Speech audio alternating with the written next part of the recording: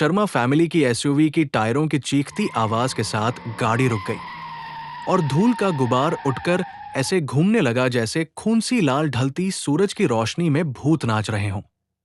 आदित्य शर्मा ने steering wheel कसकर पकड़ रखा था। उसकी उंगलियों की गांठें सफेद पड़ चुकी थी। जीपीएस तो घंटों पहले ही धोखा दे चुका था और ईस्टर्न घाट्स की टेढ़ी मेढ़ी सड़कें उन्हें पेड़ों की हड्डियों जैसे जंगल में और गहराई तक खींच लाई थी। उसकी बीवी प्रिया आगे झुककर टूटी फूटी सी एक साइन बोर्ड को घूरने लगी।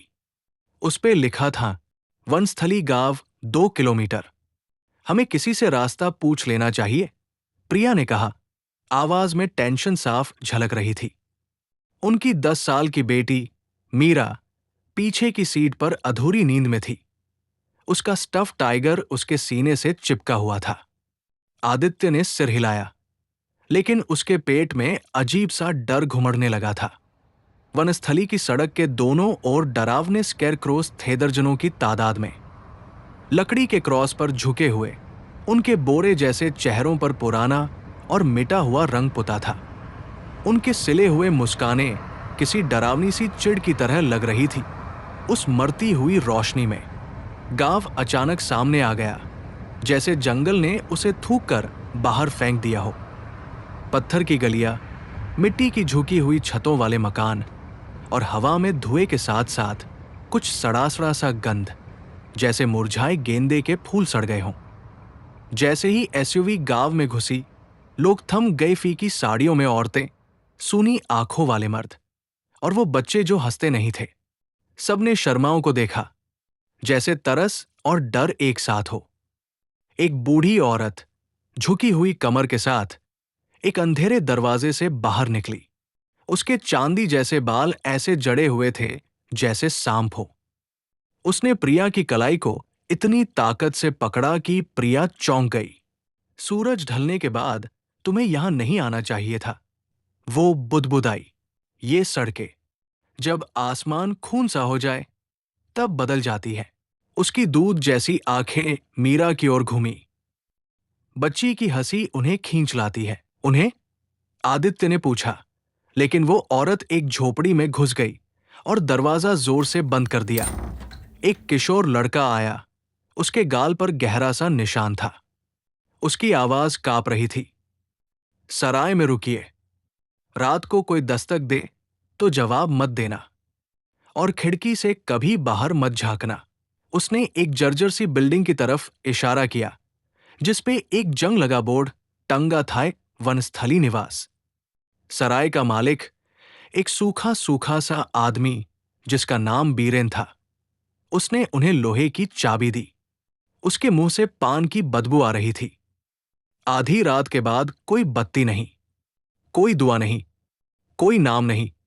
जब प्रिया ने पूछा क्यों, तो उसने फुफकारते हुए कहा, नाम। दरवाजे होते हैं। उनका कमरा नम था। दीवारों पर सीलन और फफूंदी फैली थी। मीरा सहमी हुई बोली, जंगल में लंबे लोग थे, उनके बटन जैसे आंखें थी। आदित्य ने उसे एक बुरा सपना कहकर समझा दिया। जब तक रात नहीं आई। आधी रात को गांव चीखों से गूंज उठा। प्रिया हड़बड़ाकर उठ गई जब दरवाजे पर कुछ खरोंचने जैसी आवाज आई। नहीं, वो खरोंच नहीं थी। टप टप टप, जैसे लंबे नाखून लकड़ी पर थपथपा रहे हों।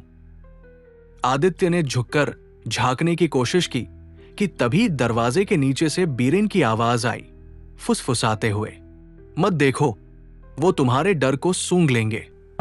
बाहर टपटप की आवाज बढ़ने लगी। दर्जनों हाथ, सैकड़ों उंगलियां। फिर एक हंसी, तेज, मीठी, बच्चों जैसी हंसी। मीरा एकदम सीधी बैठ गई, आंखें फटी हुई थी। वो आ गए हैं, उसने धीमे से कहा। आदित्य का दिल धड़कने लगा जैसे सीना तोड़ देगा। दरवाजे के नीचे कुछ सरका, एक पेपर, एक बच्चे की ड्राइंग गाड़ी की, उस एसयूवी की। उसमें उनकी तस्वीरें बनी थी, लाशों जैसी पड़ी हुई, और उन सब के ऊपर एक लंबा सा साया जिसके मुंह पे टांके लगे थे और आंखें काली चांद जैसी। तभी सराय के हॉल में किसी के दौड़ने की आवाज गूंजी, फिर एक चीख ऐसी कि रूह कांप जाए, और फिर खामोशी। जब सुबह आई, बेरंग और मरी हुई सी, तो शर्मा फैमिली लड़खड़ाते हुए बाहर निकली। गांव अब साफ सुथरा था, जैसे कुछ हुआ ही न हो। लेकिन अब सड़क के किनारे खड़े स्कैरक्रोस कुछ बदले हुए थे। अब उनके बोरे जैसे चेहरे सराय की तरफ मुड़े हुए थे। सुबह की धूप भी वनस्थली को गर्म नहीं कर पाई। गांव वाले नींद में चलने वालों जैसे थे, आंख मिलाने से बचते हुए। जब शर्मा परिवार सराय से बाहर निकला, आदित्य उस लड़के के पास गया जो रात में मिला था। अब वो लकड़ी काट रहा था, बड़े गुस्से और डर के साथ।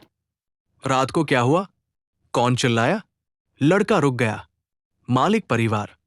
उन्होंने भागने की कोशिश की, उसकी आवाज कांपने लगी। रास्ते वो जाने नहीं देते। उसने जंगल की तरफ इशारा किया, जहां एक पुरानी सी लाल कलावा टंगी थी पेड़ की डाल पर। वैसे ही दर्जनों रिबन अंदर की ओर लहरा रहे थे, जैसे कोई रास्ता दिखा रहे हों। उनके पीछे चलो, वहां मिलेगा जो बचा है उनसे। बीरेन की चेतावनी को नजरअंदाज करते हुए शर्माजनों ने जंगल की ओर रुख किया। रिबन उन्हें एक खुली जगह तक लेकर गए, जहां उनकी एसयूवी वैसी की वैसी खड़ी थी, लेकिन उसके टायरों में पत्थर ठूंसे हुए थे। शीशा टूटा हुआ था और बोनेट पर पड़ी थी एक टूटी फूटी गुड़िया, जिसका सिर उल्टा मुड़ा हुआ था और अंदर नीम की सूखी पत्तियां भरी थी। प्रिया को उल्टी आ गहवा में सड़ने की बदबू चिपकी हुई थी। मीरा ने मां की आस्तीन खींची। वो हमें देख रहे हैं। आदित्य पलटा, पर वहां सिर्फ पेड़ थे। फिर भी सन्नाटा ऐसा था जैसे जंगल खुद सांस रोककर खड़ा हो। गांव लौटकर उन्होंने एक पुराना मंदिर देखा, जो जड़ों से आधा दब चुका था। अंदर काली मां की मूर्ति, थिलटती जीभ, गले में खोपड़ियों की माला। उनके चरणों में ताजे गेंदे रखे थे। एक पुजारी गेरुआ वस्त्रों में अंधेरे से बाहर निकला। तुमने नजराक्षी को जगा दिया, उसने कहा, माथे पर भस्म लगे हुए। जो देखती है वो दुख पर पलती है। जितना ज्यादा डरोगे, उतनी ज्यादा ताकतवर होगी। हम यहां से जा कैसे सकते हैं? आदित्य ने पूछा। पुजारी की आंखें और गहरी हो गई। वनस्थली एक कैद है। अंग्रेजों ने इसे जलाने की कोशिश की थी। मुगलों ने यहां अपने मरे दफनाए थे। लेकिन नजराक्षी, वो तो तब से है जब देवताओं के नाम भी नहीं थे। उसने आदित्य के हाथ में एक जंग लगा खंजर थमाया। अमावस की रात वो बच्ची को ले जाएगी। उस बच्ची की आत्मा मीठी है। उस रात शर्माजनों ने खुद को कमरे में बंद कर लिया। आदित्य ने खंजर कसकर पकड़ा हुआ था। प्रिया धीरे धीरे प्रार्थना पढ़ रही थी, बीरेन के मना करने के बावजूद। मीरा पागलों की तरह ड्राइंग बना रही थी, ऐसी आकृतियां जिनके जोड़ कुछ ज्यादा ही थे, और आंखें काले गड्ढों जैसी। आधी रात को फिर वही टपटप शुरू हुआ, लेकिन इस बार आवाज दीवारों से आ रही थी। प्रिया चीख पड़ी जब दीवारें उभरने लगी, जैसे दूसरी तरफ से कोई हाथ दबा रहा हो। हवा एकदम बर्फ सी हो गई। जमीन पर परछाइयां इकट्ठा होकर कंकाल जैसे आकारों में बदलने लगी, लंबे, टेढ़े। एक आवाज गाने लगी, लोरी, मीठी लेकिन सड़ी हुई सी, मेरा बेटा सो जा। मीरा खड़ी हो गई, जैसे किसी नशे में हो, और दरवाजे की तरफ बढ़ने लगी। आदित्य ने उसे पकड़ लिया, लेकिन उसकी आंखें अब सफेद थी। वो मुझे बुला रही है, मीरा फुसफुसाई। दरवाजा हिलने लगा। बाहर से उस लड़के की आवाज आई, दरवाजा खोलो, वो आ रहे हैं। आदित्य रुका, पर प्रिया ने झट से दरवाजा खोल दिया और वो लड़का अंदर गिर पड़ा। उसका गला एक कान से दूसरे तक कटा हुआ था। उसका खून जमीन में फैलने लगा और अजीब चिन्ह बना डाले घुमावदार आकृतियां जैसी स्कैरक्रोस पर थी। हॉल की लाइटें ढिलमिलाई।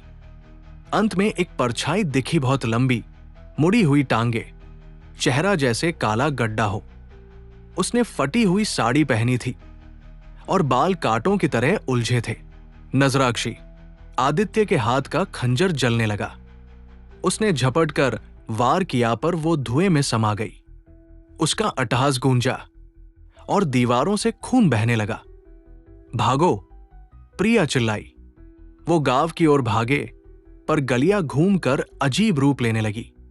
झोपड़ियां पेड़ों में बदल गई। अब हर रास्ते पर स्कैरक्रोस खड़े थे और उनके सिर घूमकर शर्माओं को घूर रहे थे। नजराक्षी की फुसफुसाहटें पीछा करने लगी। दिमाग में चीरती हुई वो मंदिर में जा पहुंचे। पुजारी अब वहां नहीं था। अब वहां एक सड़ा हुआ बकरी का शव पड़ा था, जिसकी पसलियां ऐसे फैली थी जैसे पंख हो। वेदी के ऊपर खून से लिखा था, सबका समय आता है जब सूरज निकला। शर्मा परिवार खुद को फिर से सराय के बाहर पाया। बीरेन दरवाजे पर खड़ा मुस्कुरा रहा था। कहा था ना, नाम दरवाजे होते हैं। तुमने उसका नाम बहुत बार लिया। प्रिया जम गई। मीरा का नाम। वो उसे रात भर पुकारते रहे थे। जंगल में अब एक नई लाल रिबन बंधी थी, इस बार एक छोटी कुचली हुई देह से, पीली फ्रॉक में। लेकिन जब प्रिया चीख पड़ी, खुला मैदान खाली था। सिर्फ मीरा का स्टफ टाइगर मिट्टी में पड़ा था, उसका सिर फटा हुआ। वनस्थली की हवा में अब हवन की जली हुई गंध और निराशा की बू घुल गई थी। प्रिया मीरा के फटे हुए टाइगर को कसकर थामे बैठी थी। उसका मन बिखर रहा था। आदित्य मंदिर की जमीन पर चक्कर काट रहा था। जंग लगा खंजर उसके हाथ में कांप रहा था। पुजारी की बात उसके कानों में गूंज रही थी। अमावस की रात वो बच्ची को ले जाएगी। बाहर आकाश नीले काले निशान की तरह लटका था। चांद सिर्फ एक नुकीली दरार जैसा दिख रहा था। संध्या के समय बीरेन आयाब उसकी मुस्कान खत्म हो चुकी थी। चेहरा गंभीर था। बचना है तो बस एक ही रास्ता है। उसने जंगल की ओर इशारा किया। वहां स्कैरक्रो एकदम गोल घेरे में खड़े थे।